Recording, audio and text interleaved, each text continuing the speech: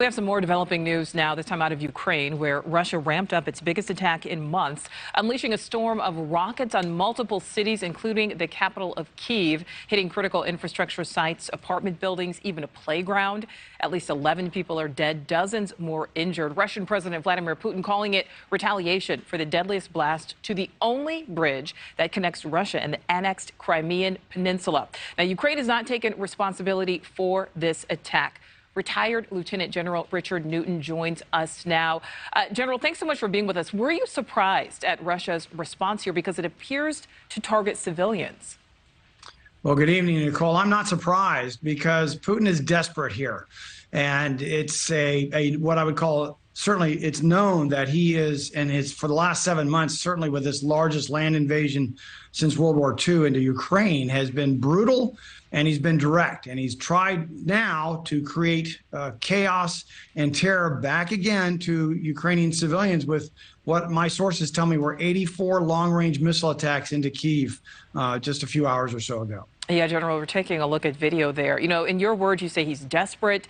Putin is calling this retribution. Do you see him escalating this even more? Or is this maybe more of an eye for an eye reaction?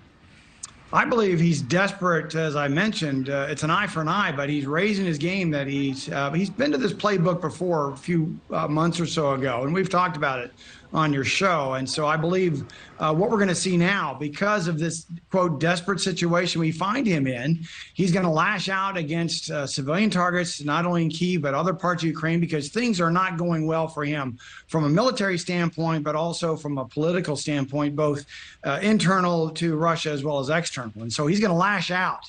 We would expect this from Putin. And so this is going to be really a tough road for the Ukrainian, certainly for President Zelensky, but the Ukrainian civilian populace from this point on, until we find some resolution of this war. You know, so you're saying desperate, you're saying lash out. How worried should we be that this is the catalyst for Putin to use nuclear weapons, because he does have access? Well, nuclear weapons, especially tactical nuclear weapons in this case, which is a smaller scale use of nuclear weapons, is part of the Russian playbook. But I believe that is fairly remote. However, we have to pay very close attention to that, because use of nuclear weapons or other weapons of mass destruction, such as chemical or biological, are part of the Putin and the Russian playbook. But I don't believe that this is I don't foresee that happening, but we've got to be prepared. And again, it's almost as if it's a known unknown that he would use this. But back to these, again, civilian strikes, which really are it's immoral. It's going against helpless civilians. And it's, again, showing how desperate he is and what he will go to whatever length to not only to try to influence the battlefield, but certainly influence the strategic play here, that he finds himself up against a wall. The wall being the fact that he's losing the war, that he's losing support, I believe, inside of Russia. He's certainly lost support in any type of modicum of a way out here from a political standpoint across the globe. So that's what we're going to see. And unfortunately, the Ukrainian people are going to have to take it on the chin again. And we will, of course, continue to keep a spotlight on it. General Newton, as always, we thank you.